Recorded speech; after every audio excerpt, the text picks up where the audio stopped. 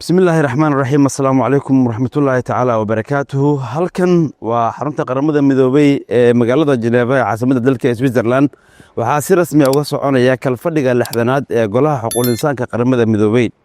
ka sokow kalfadhigan guud dunida isugu timid ee looga hadlayo xuquuqul insaanka caalamka halkan Soomaaliya waxa ay maanta u tahay fursad gaar ah waxaa soo gaaray magaalada Geneva shalay wafdi sare oo ay hogaaminayso wasiirka wasaaradda qoyska ee horumarinta xuquuqul insaanka Soomaaliya ambassador Khadija Maxamed Al-Makhzumi wafdigan waxay halkan u yimaadeen shaqo culus oo Soomaaliya oo dhan si guud u saameynaysa waxaan rabaa inaan dib idin xusuusiyo Soomaaliya waxa ay maanta halkan u taagan tahay oo ay rabtaa inay maalin gaar ah u noqoto in ay la soo noqoto maareynta madaxa banaan ee waajibaadkeeda qaran ee arrimaha xuquuqul insaanka oo 30 sano ee la soo dhaafay Soomaaliya ka maqnaa marka aan leeyahay 30 sano ee la soo dhaafay Soomaaliya waxa ka maqnaa inay maareyso madax banaanadeeda waajibaadkeeda qaran arrimaha xuquuqul insaanka waxa maamulayay 30 sano ee la soo dhaafay khabiir madax banaan oo golaha xuquuqul insaanka uu soo magacaabo 2 sano mar Soomaaliya si la mid ah sida hay'adaha kale ee dawladdu ay u burbureen waxa uu uga maqnaa maareynteeda xuquuqul insaanka oo meertadan ay uga maqnayd laga bilaabo tan iyo bishii Maarch sanadii 1993 haddaba maanta Soomaaliya waxa halkan ay ku soo bandhigi doontaa waxyaabaha uga qabsoomay ama horumarada laga gaaray arrimaha xuquuqul insaanka ee Soomaaliya sida aad la socotaan golaha wasiirada xukuumadda federaalka ee Soomaaliya khamiistii hore waxa ay ansixiyeen oo ay meel mariyeen qaraar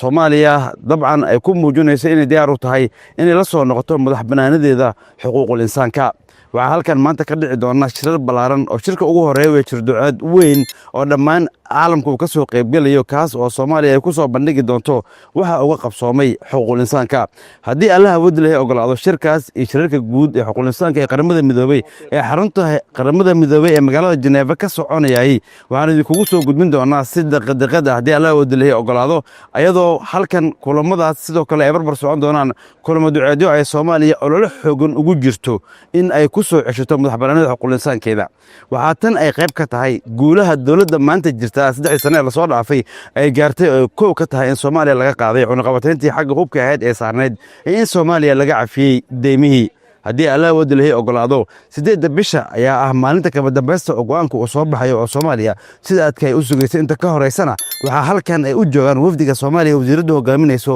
inay shaqo culus ka qabtaan cabditaw aad u mahadsan tahay dhabaantii maanta Soomaaliya waxay u tahay maalin weyn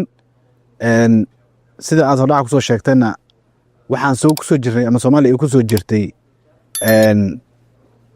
30 sano in ka badan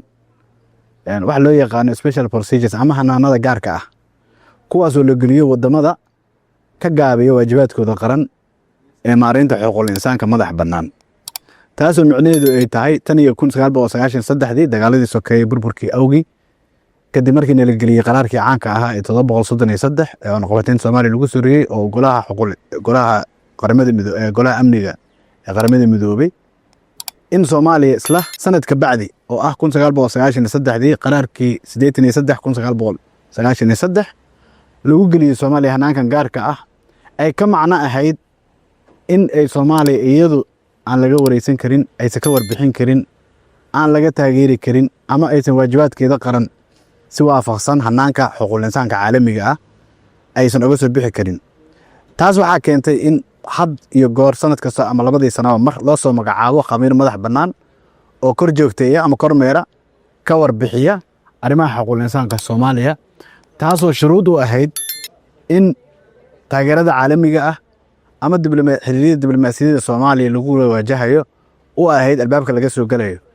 dhabaantii waxaan dhigi karnaa maanta waa maalin kale oo la mid ah xornimadii labaad oo ay Soomaaliya ku hananayso madax banaanadeeda ama wax loo yaqaano sovereign human rights governance waajibaadkaas oo Soomaaliya ay qaadan doonto in si madax bannaan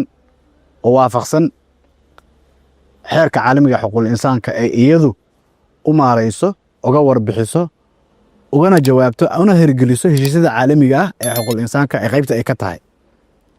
haddaba maanta waxa ka socda halkan waxa waaye waxa soo socday dadaalo badan oo ugu dambeyn dawladda ama xukuumadda dan qaran ay ku guuleysatay inay ku qanciso caalamka in ay Soomaaliya maanta gaartay heer lagu aamini karo ama loogu soo celin karo mar kale inay waajibaadkeedii qaran iyada ay maareyso kadib dhismihii ama hanaanka socda ee dhamaystirka hadda ku jira ee guddiga madaxa bannaan ee xuquuqul insaanka oo ah runtii shuruudda ugu muhiimsan ama udub dhaxaadka ah oo aan ku boorinayo maanta anoo fursadan uga faa'iidaysanayo in golaha shacabka ay si degdeg ah arrintaas u meelmariyaan loona dhaqan geliyo sababtoo iyada ayaa u ahayd udub dhaxaad marka waxa socda waxaa waaye maanta Soomaaliya in caalamka uu mar kale ku aaminayo waajibaadkeedii qaran inay ka soo bixi karto kaasoo runtii wax badan oo ama hadday ahaan lahayd maalgashiga caalamiga hadday ahaan lahayd xiriirka diblomaasiyadeed saan u sheegay hadday ahaan lahayd waxa loo yaqaan ordinary development aid ama kaalimaha caalamiga ah ee deeqaha la baxsho markasta waxaa saldhig u ah wadanka ama dalka la siinayo ama heshiiska lala galayo ama taageeradaas la siinayo heer halkee leeg ayuu ka qaataa ilaalinta xuquuqul insaanka waajibaadkiisa qaran marka inaga maanta waxay noo tahay sharaf nalagu aqoonsaday nalagu ogaaday nalagu runtii maxaan dhihi karnaa riwaad naloo siinayo ama hadiyad naloo siinayo naloo aqoonsanayo dadaalkii dheeraa ee aan soo galnay waxaana socda dadaalo badan oo runtii aan ugu jirno in arrintaas ay hirgasho waxaan rajaynaynaa qaraarka la fadhiisan doono golahu fadhiisan doono 6 ilaa 8 inta u dhaxle in Soomaaliya loo codayn doono in ay ka baxdo hanaankaas gaarka ah ee iyaduna dib u lahaanaato hanaanka maareynta madaxa bannaan ee xuquuqul insaanka waajibaadkeeda qaran